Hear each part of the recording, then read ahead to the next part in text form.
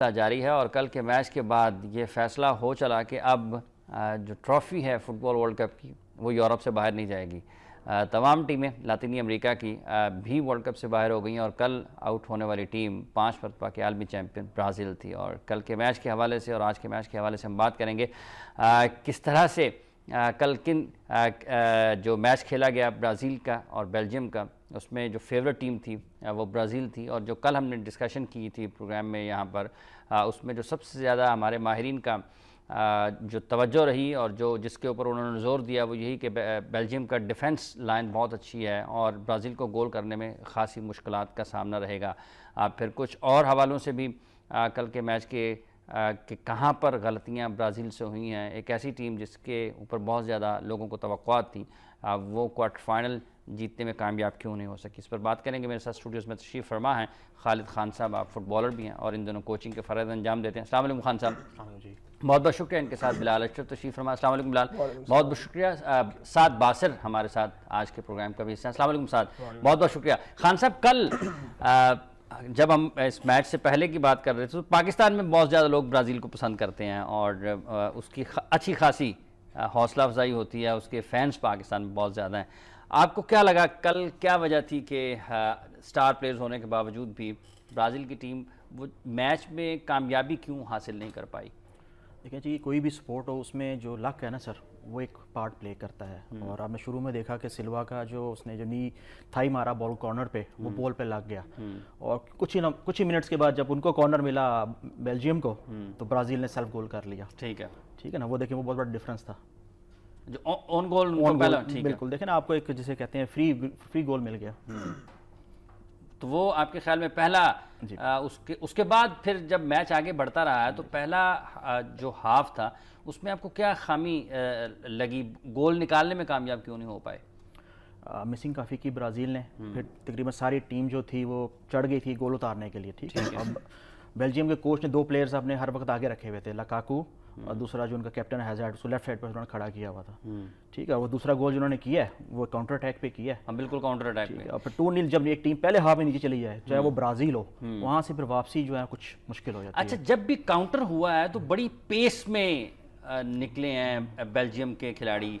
वो सारे के सारे जो ब्राज़ील की टीम थे उसके ऊपर आने की वजह से उनको स्पेस मिलता था या फिर स्पीड कुछ ज़्यादा?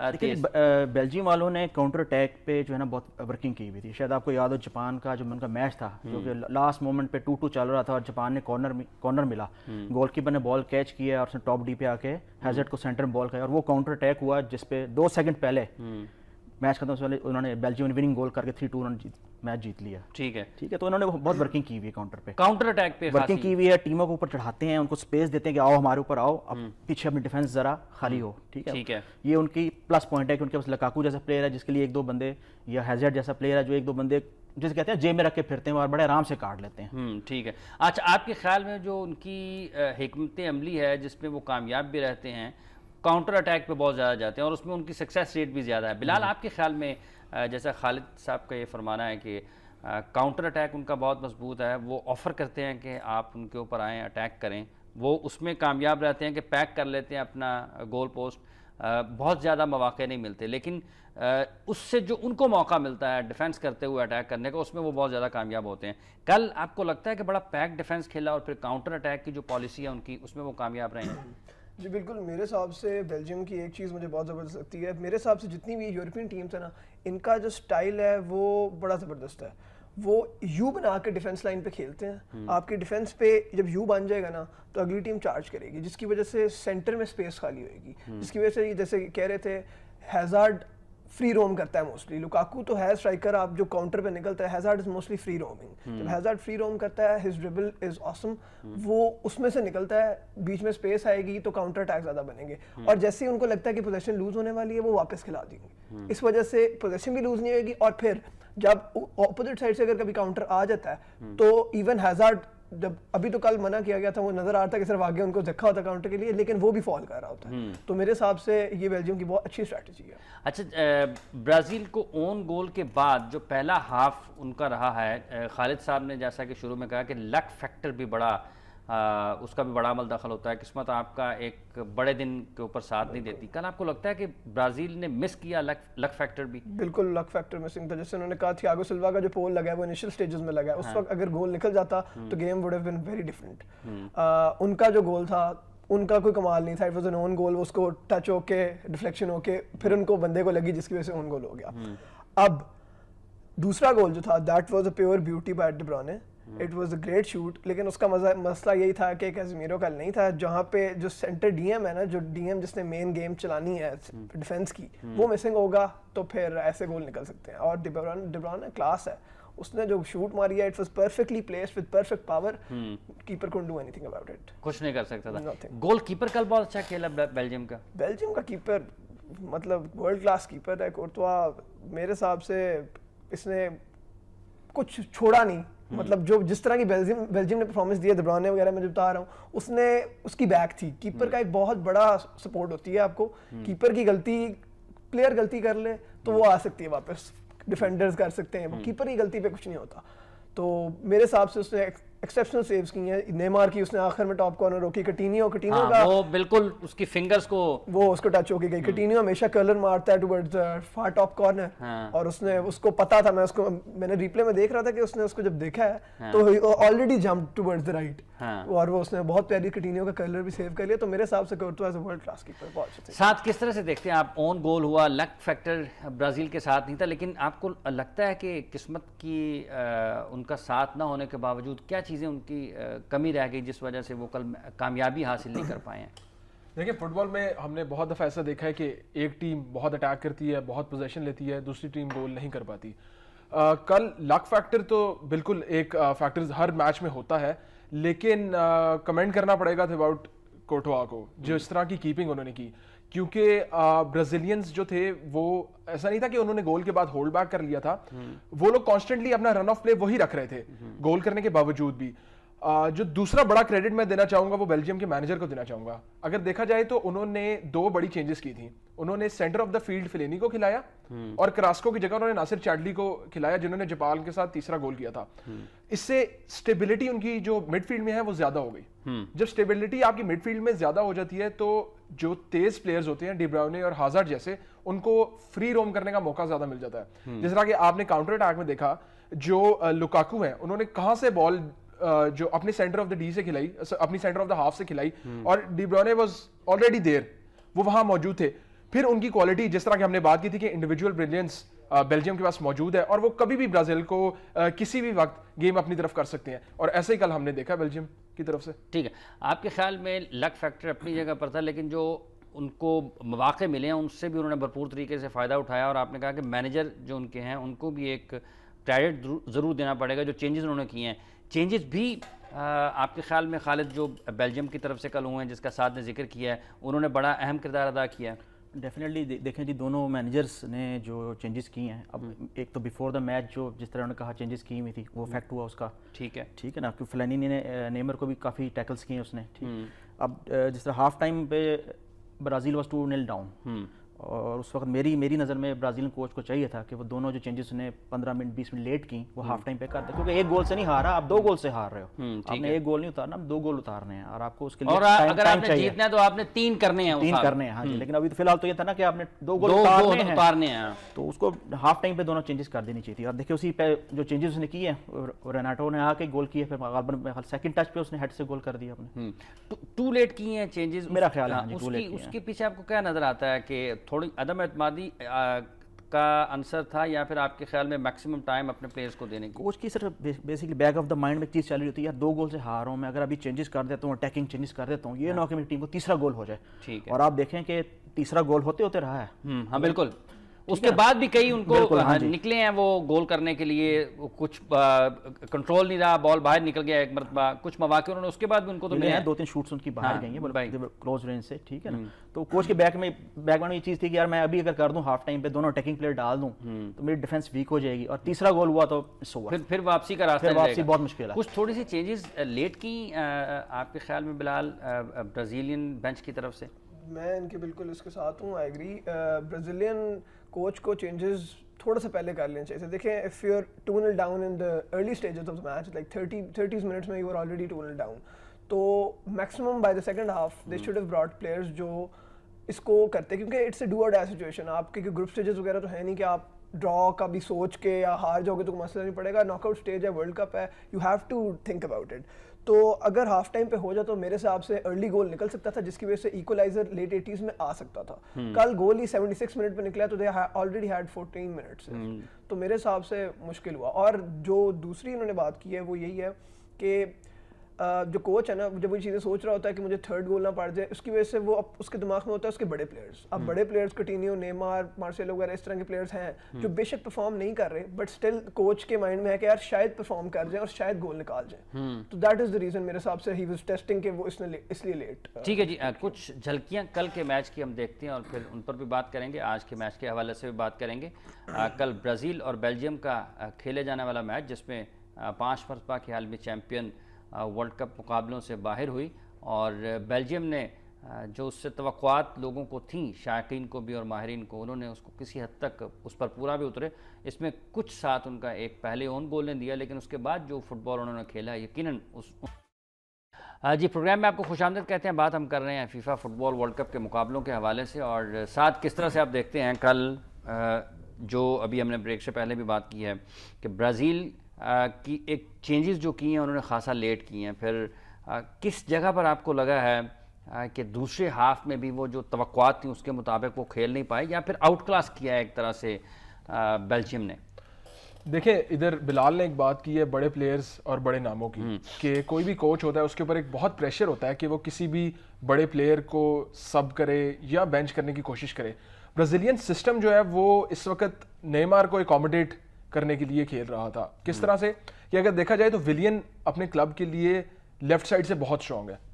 वो उनकी खासियत है कि वो वहां से आके टॉप कॉर्नर राइट पे गोल करते हैं और उन्होंने काफी दफा चेल्सी के लिए किया है। फिर वो सेट पीसेस बहुत अच्छे ले सकते हैं, वो भी उनको यहाँ पे ब्राजील में नहीं मिले, वो मुसलसल राइट पे खेलते रहे हैं। अब यहाँ पे विलियन की जगह अगर हम सब ने देखा है कि डगलस कोस्टा ने किस तरह से गेम को फास्ट पेस किया, उन्होंने लेफ्ट साइड से बहुत से ऐसे अटैक स्टार्ट किए जो अगर एक आध टच और होता तो शायद गोल हो जाता। तो मैं समझता हूं कि ब्राजील अगर डगलस कोस्टा को स्टार्ट कराती और साथ में ऑगस्टो को, जिस तरह से उन्होंने बिल्कुल सही बात की कि हाफ टाइम पे इंट्रोड्यूस करा देते, तो शायद गेम में जो उनकी इन्वॉल्वमेंट है बहुत जल्दी हो जाती। आउट क्लास करने की जहां तक बात है, तो अगर हम डी ब्राउने का गोल देखें तो वो दुनिया की किसी भी फुटबॉल की किसी भी सतह पे एक आउट क्लास गोल है। कोई कीपर दुनिया का वहां पहुंच नहीं सकता। एक परफेक्ट शॉट, एक बहुत उम्दा किस्म का रन लुकाकू का, और फिर हमने देखा कि वर्ल्ड क्लास गोल में तब्दील किया जो उनको सेमीफाइनल तक ले जाएगा।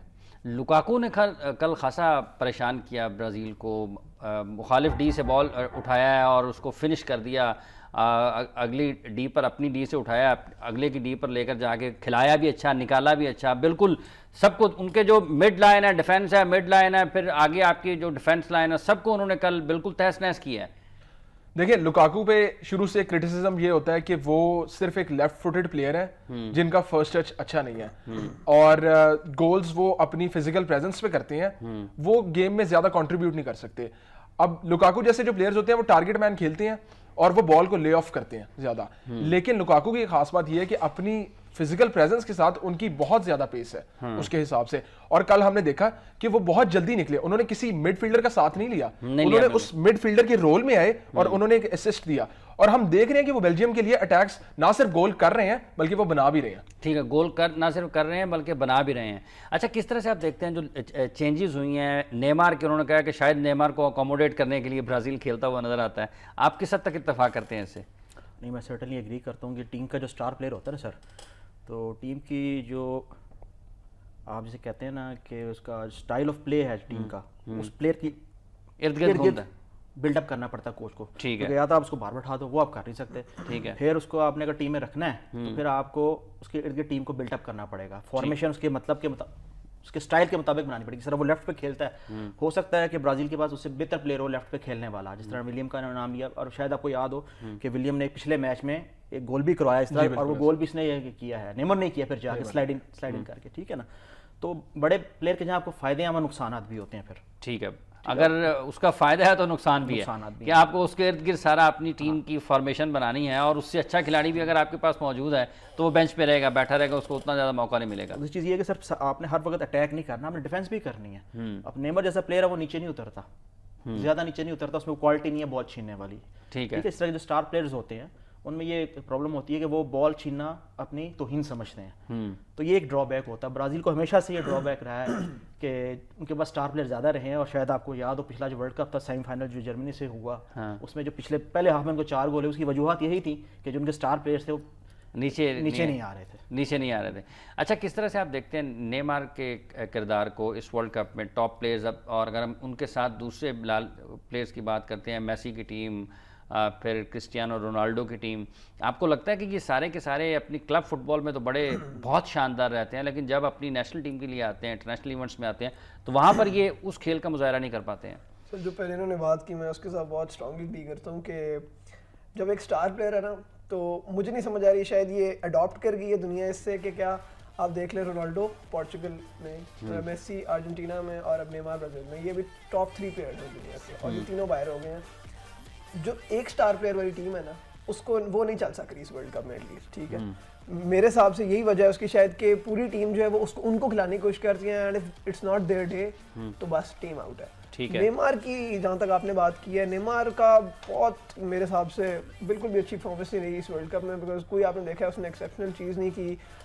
एक बड़ी डिसअपॉइंटिंग चीज़ है जिसकी काफ़ी बात हो रही है, जो उनका रिएक्शंस होते हैं फाउल्स पे, हाँ। वो बड़ा क्रिटिसाइज किया जाता है। ऐसे इतने आप बड़े प्लेयर हो और उसके हिसाब से आप इस तरह का, मतलब रोनाल्डो को भी कहा जाता है, लेकिन ये नेमार ने तो उससे भी बहुत आगे चले आगे निकल गए, वो बहुत आगे लेवल पे चले गए। मतलब आप सब ने मेरे ख्याल में उनकी वो देखी है जिन्होंने हल्का सा लाइन के साइड पे थे, हल्का सा पाँव उनके ऊपर स्टेप किया, और उसके बाद वो आधा घंटा और कल उनको हाथ भी नहीं लगा उस पे, वो गिरते हैं। मतलब वो उनकी थोड़ी मेरे ख्याल में उस तरह की बना दी गई है, उनकी गेम को ना इस तरह बना दिया गया। मैच से पहले कुछ स्टैट्स आ रहे थे तो उन्होंने ये शो किया कि नेमार ने ग्राउंड के ऊपर तकरीबन 14-15 मिनट ग्राउंड पे गुजारे हैं लेट के।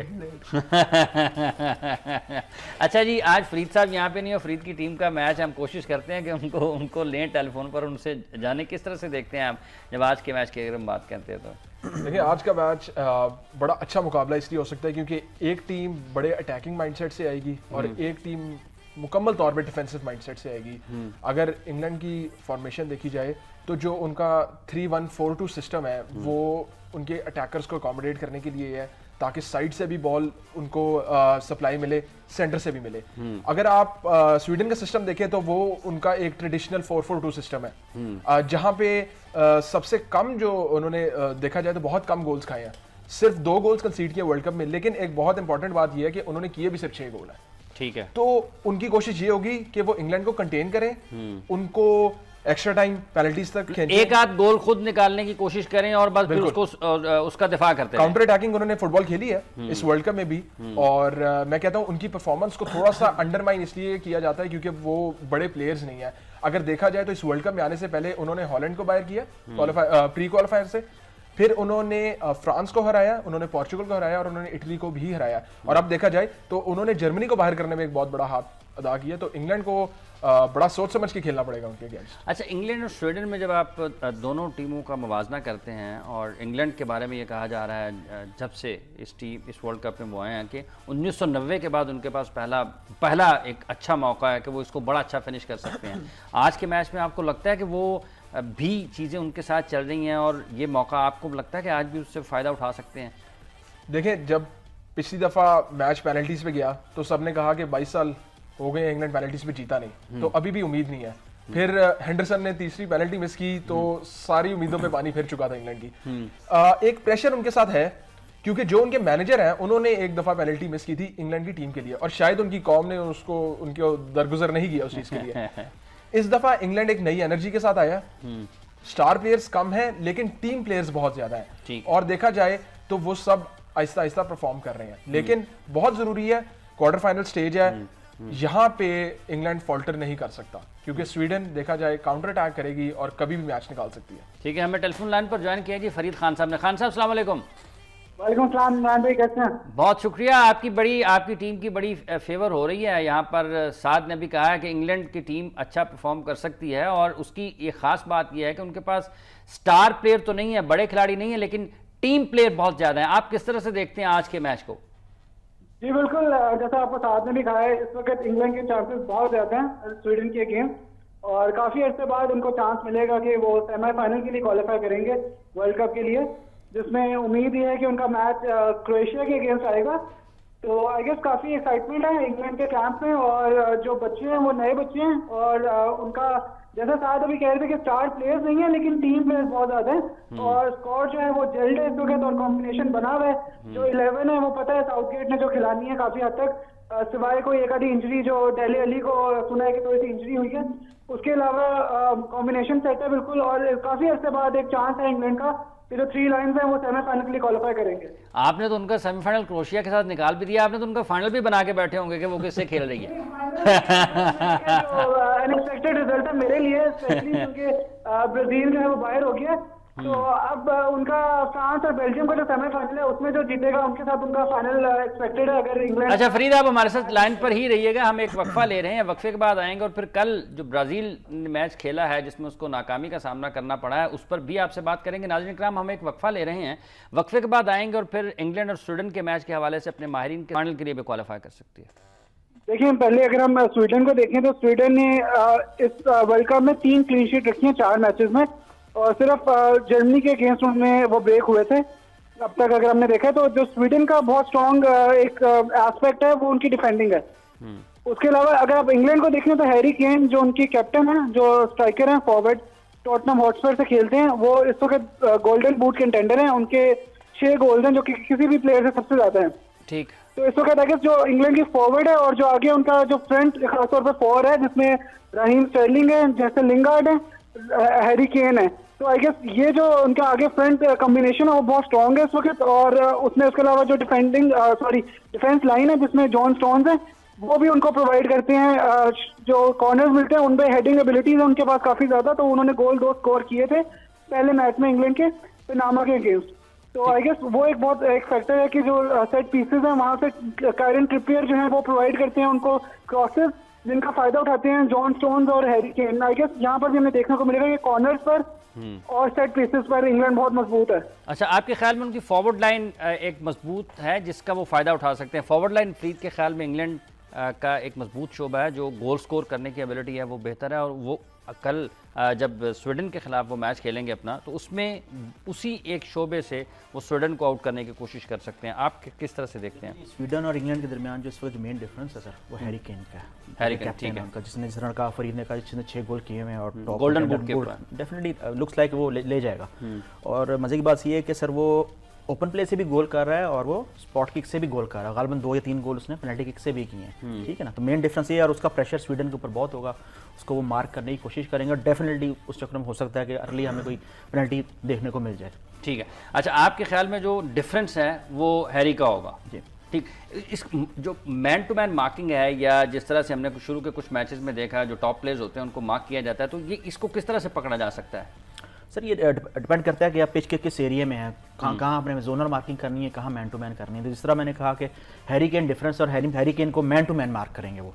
रहीम स्टर्लिंग भी फॉर्म में है, बहुत अच्छा ड्रिबलर है, ठीक है, उसको भी मैन टू मैन करेंगे। अब देखते हैं कि इंग्लैंड कितने स्ट्राइकर के साथ जाता है, क्योंकि फॉरवर्ड लाइन ही इनकी सबसे अगर तो देखें, अगर तो 3 वो स्ट्राइकर के साथ खेलता है, या एक पीछे से जिस तरह कहते हैं कि रोटेटिंग होता है, अगर वो 3 स्ट्राइकर से खेलता है तो 3 स्ट्राइकर्स को मैन टू मैन मार्क नहीं कर सकते हैं, ठीक है, फिर आपको जोनल मार्क करना पड़ेगा। तो हैरी केन को तो डेफिनेटली वो करेंगे मार्क। ठीक है, फॉरवर्ड लाइन बड़ी मजबूत है और स्वीडन के खिलाफ वही उनका असल हरबा भी होगा, असल हथियार और जो ताकत है उनकी वही होगी। सर इंग्लैंड की एक मजे की चीज़ ये है कि वो बहुत अटैकिंग फुटबॉल खेलती है, और ये मैच इसीलिए बहुत मजे का होने वाला है क्योंकि स्वीडन थ्रू आउट जो खेलती आ रही है वो है defensive football with counter attacks. सिर्फ डिफेंसिव नहीं, एक बंदा आगे होगा, काउंटर अटैकिंग पे ही उनके गोल निकलते हैं और सारा सीन होता है। तो इंग्लैंड की जैसे स्ट्राइक में हैरी केन है ना, वो एक बहुत बड़ा मोटिवेटिंग फैक्टर टीम के लिए इसलिए बिकॉज वो कैप्टन है और वो 6 गोल मार चुका है, तो जिसकी वजह से पूरी टीम का मोराल बहुत हाई है कि कैप्टन परफॉर्म कर रहा है हर मैच में। तो मेरे हिसाब से जब उसके साथ आगे स्ट्राइक पे मार्शल वगैरह होंगे और ये होगा तो बहुत बहुत उनके लिए मसला होगा स्वीडन के लिए, लेकिन उनकी भी डिफेंस अच्छी है।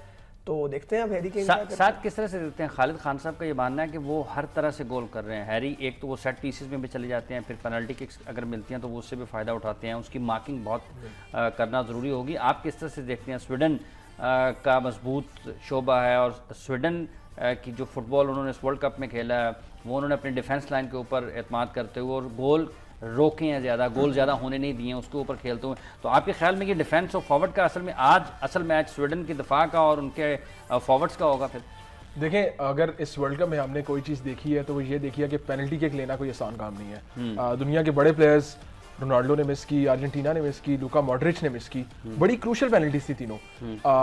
तो जिस तरह से हैरी केन जिस कन्विक्शन के साथ पेनल्टीज ले रहे हैं तो उनके कॉन्फिडेंस के बारे में बहुत देखने को मिलता है। इंग्लैंड का अगर आपने देखा हो तो 2006, 2010 और 2014 में जो रन था वो मसला ये था कि टीम बिल्कुल कॉन्फिडेंट नहीं लगती थी। आपके पास डेविड बेकहम जैसे प्लेयर हो, स्टीवन जेरार्ड जैसे प्लेयर हो, वेन रूनी जैसे प्लेयर हो, बिल्कुल ठीक है, तो फिर आपके पास किस चीज की कमी है दुनिया के फुटबॉल में? लेकिन बस ऐसा लगता था जैसे टीम अलहदा होकर खेल रही है। इस इंग्लैंड टीम की खास बात यह है कि एक कोऑर्डिनेशन है और दूसरा उनके बड़े प्लेयर्स जिन पे वो रिलाई कर रहे हैं, परफॉर्म कर रहे हैं। स्वीडन के जो दोनों फॉरवर्ड्स हैं वो दोनों बहुत एक्सपीरियंस नहीं है, लेकिन उनकी एक बात है कि वो वर्क एथिक बहुत ज़्यादा है। वो डिफेंस लाइन में पीछे भी आते हैं क्योंकि उनका सिस्टम ऐसा है। तो ये देखने को मिलेगा कि काउंटर अटैकिंग उनकी कितनी इफेक्टिव होती है और इंग्लैंड क्या एक कॉशियस स्टाइल से जाएगा, उनको डिफेंड करने जाएगा, या ऑल आउट अटैक करके एक बड़ी कन्विंसिंग विक्ट्री हासिल करने की कोशिश करेगा। दो फॉरवर्ड स्वीडन के हैं, वो तजर्बा नहीं लेकिन उनमें काबिलियत अच्छी मौजूद है। तजर्बा नहीं है लेकिन उनके अंदर एक जिसको हम बात कर रहे थे ना कि प्लेयर्स, बड़ा प्लेयर हो तो वो पीछे नहीं आता, वो लोग एफर्ट बहुत ज्यादा करते नजर आ रहे हैं। वर्क रेट वो पिछली हाफ में भी आते हैं और वो अपना अटैक भी आगे लेके चलने की कोशिश करते हैं। जी फरीद, अगर आप इंग्लैंड की तमाम चीजों को एक तरफ रख देते हैं तो स्वीडन को आप किस तरह से देखते हैं जब इंग्लैंड के खिलाफ आज मैदान में आएंगे? तो कहीं ना कहीं आपको लगता है कि वो नतायज जो लोग तवक्को कर रहे हैं कि इंग्लैंड जीत सकता है वो उसके खिलाफ भी जा सकते हैं? देखिए, मैंने पहले भी बात की है शो के शुरू में, अभी जब आपने मुझे कॉल पे लिया है, कि स्वीडन का जो स्ट्रॉन्गेस्ट एस्पेक्ट है वो उनकी डिफेंडिंग है। ठीक है, जैसे हैरी केन परफॉर्म कर रहे हैं, अपने इंग्लैंड के कैप्टन है वो परफॉर्म कर रहे हैं। अगर उनके लिए मोटिवेटिंग फैक्टर है इंग्लैंड के लिए तो ग्रांडक्विस्ट जो स्वीडन के कैप्टन है, 4 नंबर शर्ट पहनते हैं और सेंट्रल डिफेंडर हैं, वो 2 गोल्स भी कर चुके हैं इस वर्ल्ड कप में थ्रू स्पॉट किक। उनकी पेनल्टी किक्स भी बहुत स्ट्रॉन्ग है और कॉर्नर पे वो खासा तंग कर सकते हैं आपको इंग्लैंड को। ठीक, क्योंकि उनकी हेडिंग एबिलिटी बहुत ज्यादा है और एक वो स्ट्रॉन्गली बिल्ड डिफेंडर है और हेडर्स वो अच्छे लेते हैं। ठीक, तो आई गेस इंग्लैंड को एक वो चीज तंग कर सकती है। और आगे उनके 3 प्लेयर्स हैं, फोर्सबर्ग, बर्ग और टॉर्विनन।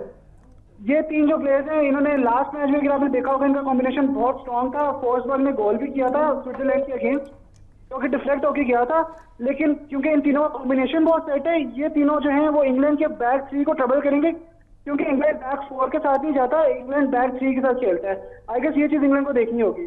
ठीक है। अच्छा, जो कल ब्राज़ील का मैच हुआ है, हमने यहाँ पर खासी बात की है, दूसरे हाथ पर हम उसकी ज़्यादा बात नहीं कर सकते। मजमूई तौर पर आपको क्या लगता है कि कहाँ पर खामी रह गई? हमारे यहाँ पर माहिरीन ने ये बात की है कि कल किस्मत ने भी उनका साथ नहीं दिया, लेकिन कुछ तब्दीलियाँ या जो मैच जिस तरह से बेंच ने खिलाना था वो भी कुछ बर वक्त और बेहतर फैसले करने में नाकाम रहे हैं। आपकी क्या राय है इस हवाले से? देखिए, पहले हमने ये देखना है कि जो रोबर्टो मार्टिनेज की स्ट्रेटेजी थी वो थोड़ी डिफरेंट थी उनके लास्ट मैचेस से।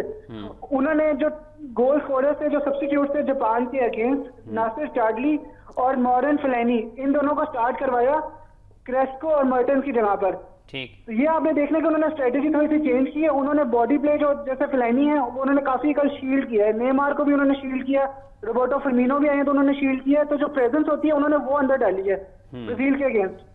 और हमें एक और चीज ये देखनी है कि बिल्कुल किस्मत ने थोड़ा सा साथ दिया बेल्जियम का, क्योंकि 9 सेव्स किए हैं कोर्टवा ने, उनके कीपर ने कल, जो कि इस वर्ल्ड कप में किसी भी मैच में काफी बहुत ज्यादा सेव्स है। मतलब अगर हम इस वर्ल्ड कप में देखें तो कीपर्स उस तरह से उभर के सामने नहीं आए हैं अभी तक, लेकिन कोर्टवा ने कल ये परफॉर्म करके साबित किया है कि वो एक बहुत बड़े कीपर है।